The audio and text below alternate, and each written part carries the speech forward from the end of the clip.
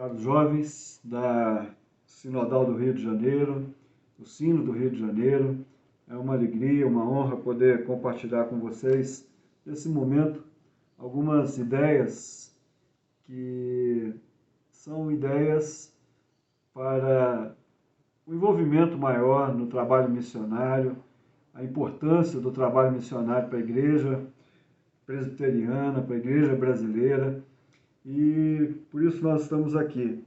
Queria começar lembrando com vocês do texto que está em Atos capítulo 8, quando fala a respeito de Filipe e o eunuco.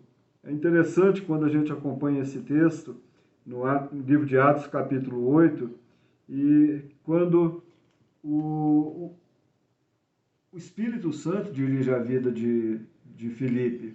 Um anjo o leva, fala para ele, para que ele procurasse o caminho que fosse de Jerusalém a Gaza, tinha um deserto, e é assim que Deus nos vocaciona. Ele nos chama, determina o que devemos fazer, e todos nós temos uma obra a ser feita sob o mandato de Deus, e foi assim com Filipe, e será assim conosco, todos, em todos os tempos, enquanto o Senhor Jesus não voltar, né? A obra missionária deve ser realizada. E Deus manda Filipe para um deserto. Mas mesmo no deserto, quando Deus nos vocaciona, sempre nós vamos encontrar alguém desejoso de adorar a Deus. Por isso nós temos que estar preparados e dispostos. Aí, 1 Pedro, capítulo 3, versículo 15, fala que devemos estar preparados para expressar, contar a razão da esperança que há em nós, né?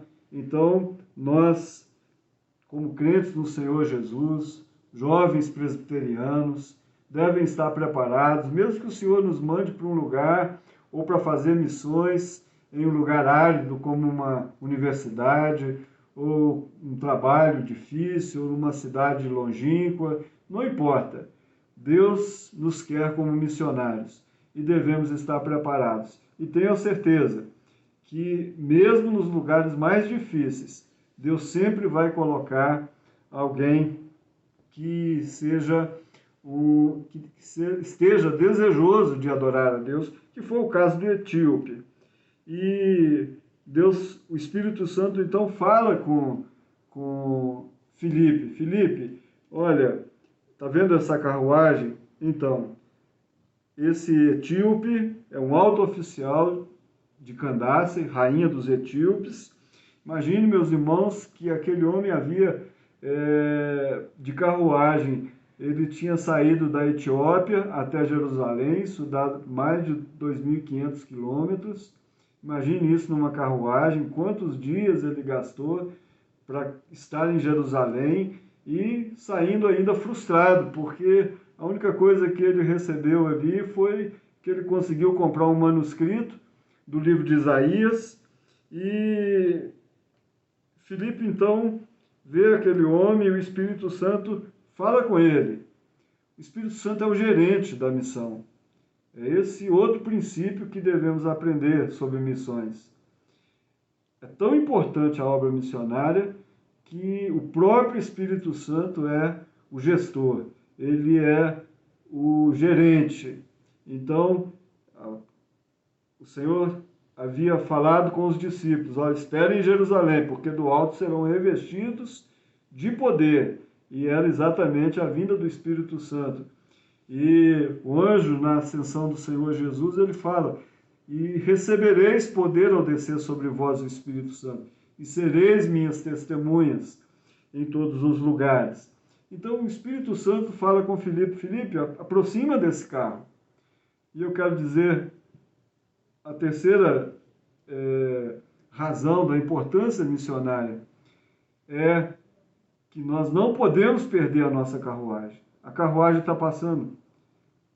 E dentro dessa carruagem tem pessoas que estão precisando do perdão do Senhor Jesus, de entender o Senhor Jesus, entender o Evangelho do Senhor Jesus. E nós precisamos ter essa disposição, esse ânimo de não deixar passar a carruagem. Filipe teve que correr e ele perguntou então para aquele homem: olha, você compreende o que você está lendo? Você está lendo o quê? Profeta Isaías? Ele falou, e ele responde: como eu vou entender se ninguém me explica? Aí está a deixa do Espírito Santo. Aí está a oportunidade missionária. Então, meus irmãos, nós precisamos de compreender que Deus nos vocaciona para a obra missionária e, em primeiro lugar, mesmo no deserto, há sempre alguém desejoso de adorar a Deus. Em segundo lugar, o Espírito Santo é o gestor dessa obra. Então, nosso coração precisa estar cheio do Espírito Santo. E, em terceiro lugar, nós vemos que deve haver disposição no nosso coração para poder corrermos atrás das carruagens que têm passado na nossa vida e nós temos muitas vezes deixado que elas passem sem abordarmos aquelas pessoas que estão desejosas de adorar a Deus. Então, meus queridos, a obra missionária é uma obra que foi delegada pelo Senhor Jesus. Delegada pelo Senhor Jesus. Ide por todo o mundo, nós sabemos disso. Desde o Velho Testamento, nós vemos que o Senhor tinha no seu plano a obra missionária para o alcance de todos os gentios no mundo inteiro. Então, os judeus, a maioria deles não compreenderam isso. Não compreenderam a importância dessa obra, de que eles deviam ser luz para os gentios. Mas o Senhor Jesus, então, ele convoca a sua igreja na nova dispensação, ele convoca a sua igreja para realizar essa obra missionária. Vemos no primeiro capítulo de Gênesis essa declaração do Senhor Jesus, quando ele nos dá os 3 mandatos, o mandato social, para que eles formassem uma sociedade através das famílias. E, em segundo lugar, o mandato cultural, onde eles cuidassem e usassem da criação de Deus, da criatividade para poder administrar as obras de Deus. Em terceiro lugar, eles tinham que multiplicar e encher a terra para que a glória do Senhor, a imagem e a semelhança de Deus, fosse vista em toda a terra, em toda a terra. Então, meus irmãos, ele chama Abraão, Abraão se dispõe, compreende esse mandato, ele seria bênção para todas as famílias da terra. Os profetas são proclamadores da palavra, são proclamadores mesmo em terra estranha. Vemos o exemplo de Daniel, por exemplo, seus amigos, missionários transculturais na Babilônia. Então nós vamos acompanhando isso até que chegamos nos evangelhos e aí nós vemos 5 grandes comissões, né? Em Mateus 28, Marcos capítulo 16, Lucas capítulo 24 e João capítulo 20 e Atos no capítulo 1, versículo 8. Então nós somos comissionados, toda a igreja tem o Espírito Santo de Deus, somos batizados com o Espírito Santo de Deus, e Ele é o nosso guia, Ele é o nosso gerente, é Ele que coloca no nosso coração e define aonde devemos agir. Então, no Novo Testamento, nós vamos encontrar o Senhor Jesus. Ele falou assim, olha, a volta para buscar os seus santos, ela está vinculada ao projeto missionário. Olha, quando o Evangelho for pregado a todo mundo, então virá o fim. Então, meus irmãos, nós vemos que a Bíblia está toda amarrada sobre essa ideia da proclamação do Evangelho, sobre essa ideia da proclamação do nome do Senhor Jesus. Então nós temos que proclamar o Evangelho, tanto em Jerusalém, que é a nossa cidade, onde você está, na sua faculdade, entre os seus familiares, entre os seus amigos, companheiros de trabalho. E, como em toda a Judéia, somos chamados para plantar igrejas. Somos chamados para plantar igrejas no nome do Senhor Jesus. E isso em toda a nossa região em volta da nossa cidade, do nosso país. Somos chamados também para pregar em Samaria, e eu entendo que pregar em Samaria é alcançar os excluídos. Os excluídos. E a igreja tem responsabilidade sobre tudo isso. Então, não só os refugiados hoje que estão aí em todo lugar, mas também as crianças que são excluídas. E as crianças que são excluídas, elas precisam de compreender o Evangelho também. E nós somos chamados, os ciganos, os indígenas, os quilombolas. Então, eles são aqueles que estão esperando que cheguemos a eles para proclamar o Evangelho. Então, são muitos os excluídos, são os samaritanos que não se davam com os judeus. Então, nós somos convocados para isso. E até os confins da terra. Você sabia que só no Brasil tem 300 mil bolivianos, 70 mil venezuelanos? A cada dia chegam mais venezuelanos na sua cidade. Aqui em Brasília tem acontecido isso. Olha, há quantas coisas que temos visto no Brasil. É interessante. Em quantidades maiores, há mais de 27 nações aqui dentro, com suas culturas, aqui no nosso país. Existem hoje mais libaneses no Brasil do que no Líbano. Então, isso dentro do Brasil, mas somos chamados também a ir até os confins da terra, levando o Evangelho do Senhor Jesus até os confins da terra. Olha, há mais de 2.000 povos que ainda nunca ouviram falar do Evangelho do Senhor Jesus. 2.000 etnias diferentes. E vemos que há grupos não alcançados. Falei dos ciganos, dos quilombolas, mas os surdos e mudos. Você sabia que hoje tem 9 milhões de surdos e mudos no Brasil, que é considerado hoje um povo não alcançado?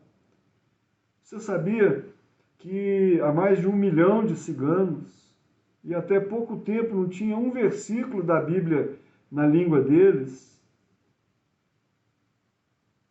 Então, agora começou um trabalho de tradução da Bíblia, através de um trabalho oral, né? Mas é o nosso papel, é o papel da igreja, é o papel da igreja. Então, somos convocados para o trabalho de missões. A igreja tem que estar atenta para isso. A igreja tem que se preocupar com isso. Os jovens estão vendo aí tantas chamadas tribos espalhadas aí nas suas cidades, homossexuais e tantos outros. Jovens, adolescentes que estão se perdendo aí, sem um rumo na vida. Olha, na Europa, quando você vê a juventude, tem os chamados nenéns, nem estudam, nem trabalham. Isso tem aumentado cada vez mais. Fala-se que na Espanha, 50% da juventude não está conseguindo terminar o ensino médio. Então, jovens que estão perdendo o rumo de suas vidas, e nós sabemos que o Senhor Jesus, o Evangelho do Senhor Jesus é quem norteia as pessoas, dá um direcionamento para que eles possam ser bem-sucedidos. O irmão tem a mensagem no Salmo 1, né? Quando o salmista nos fala que não devemos nem andar, nem parar e nem assentar na roda dos escarnecedores. Mas o prazer tem que estar na lei de Deus e tudo quanto fizer será bem sucedido. Queridos, hoje eu sou o secretário executivo da Junta de Missões Nacionais. A Igreja Presbiteriana do Brasil tem 4 órgãos missionários. A PMT, que trabalha com missões transculturais. O PMC, que é o Plano Missionário Cooperativo, que tem plantado igrejas no Rio Grande do Sul e em cidades maiores. Temos a APECOM, que é o trabalho que tem sido feito na área da comunicação e da evangelização. E a Junta de Missões Nacionais, que tem plantado igrejas nos recantos do Brasil, nas cidades, em todos os estados da federação.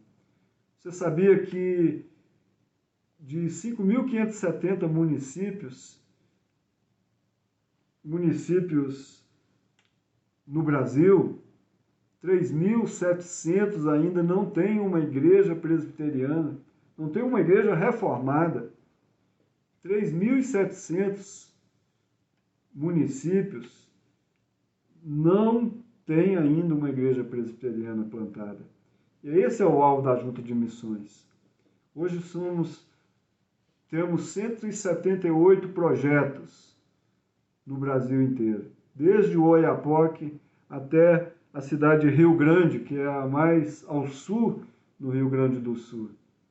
Então nós temos plantado igrejas, meus irmãos, não só em cidades pequenas, mas em cidades maiores também.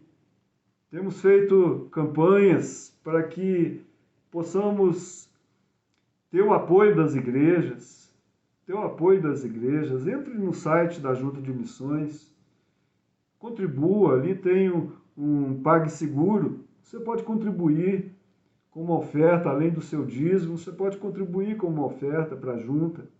Estamos fazendo hoje uma campanha, no meio dessa pandemia, uma campanha de cestas básicas. Você pode contribuir, é o preço de um sanduíche do McDonald's, de uma cesta, R$40. Você põe 3 centavos no final para identificar no nosso sistema financeiro. Então, nós temos plantado igrejas, temos contratado missionários, temos dado treinamento a eles, temos construído templos, comprado terrenos.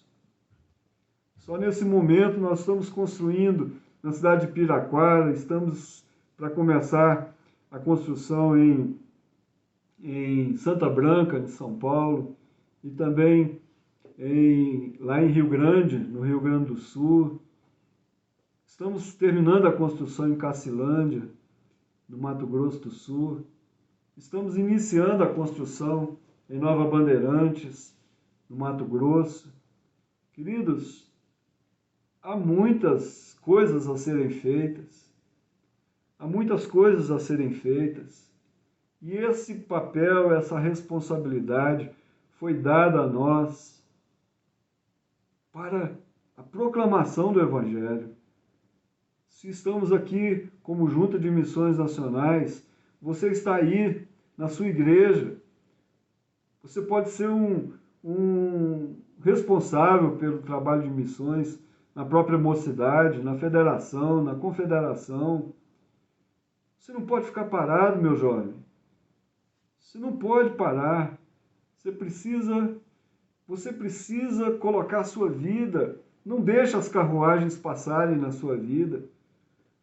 Tudo isso será cobrado de nós, porque essa responsabilidade é da igreja. Não foi dado a outros. O Senhor Jesus treinou 12 discípulos e falou com eles: olha, está nas mãos de vocês. E eles cumpriram o objetivo. O Espírito Santo os direcionou. E você pode ser direcionado pelo Espírito Santo também. Coloque a sua vida no altar de Deus. Consagre a sua vida à obra missionária. E você possa ser um crente que receba o agrado do Senhor na sua vida, por estar cumprindo as determinações do Senhor Jesus. Que Deus te abençoe. Que Deus use a sua vida para a honra e glória do nome dEle, para a proclamação do Evangelho, para a conversão de muitas pessoas e para que o reino do Senhor cresça nessa terra. Que Deus os abençoe no nome de Jesus. Amém.